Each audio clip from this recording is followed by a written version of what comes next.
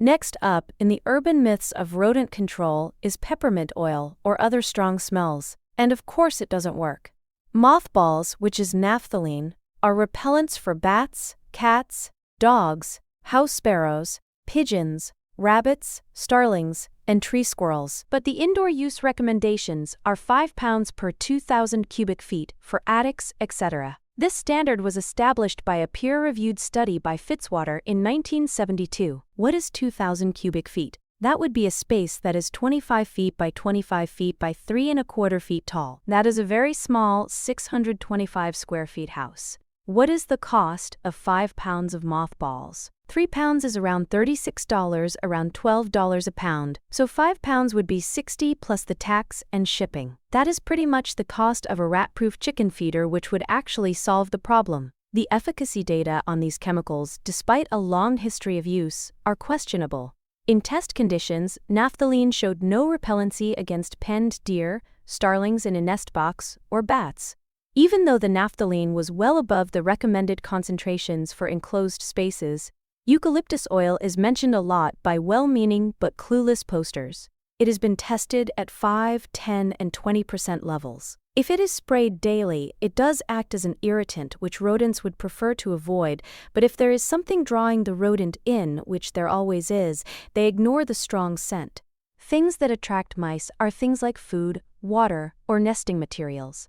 The cost for treating a small area like a chicken coop is 17 cents per day for the 5% level in the study. That is $62 per year for the 5% level, or over $248 for the 20% level. Once again, you will be better off solving the problem with a rat-proof chicken feeder. Here are the key limitations of peppermint and other strong scents. Not a standalone solution. Researchers emphasize that peppermint oil is better suited as a supplementary measure rather than a primary control tactic. Failure in large infestations. Scientific consensus indicates that while peppermint may deter a lone scout mouse, it will not drive out established colonies or overcome the biological drive for food and warmth. Environmental factors. In real building environments, drafts, large open spaces, and competing odors, like garbage, further diminish the efficacy of the oil. Depending upon solutions to rodent infestation that aren't effective, just gives the rodents the time to grow their colony. At best, it helps a little or a lot if you are trying to protect a room with no food, water, or materials to be shredded for nesting materials.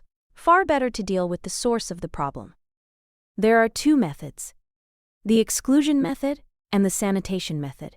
Exclusion means building a Fort Knox-tight coop, and it will be expensive, and you will need to maintain the coop by patching any holes chewed by mice. But it can work if there is no free range. The sanitation method is putting your bulk feed in metal drums with tight lids. Galvanized trash cans work well. Then you need to clean up the pathways the rodents use to travel so that the natural predators can thin their ranks. Then you need a rat-proof chicken feeder, not a treadle feeder. Most of the treadle feeders are not rodent-proof. Reading their negative reviews show that to be a fact. A true rat-proof feeder will have an inward swinging door, so the training is quick and it is safe for the chickens, and heavy springs on the door to keep it tightly closed and prevent a rat from pushing the door open. A narrow and distant treadle to prevent rats from simply swarming the treadle to eat the feed. An American-made feeder will cost less than the many Chinese-made treadle feeders like the Grandpa feeder.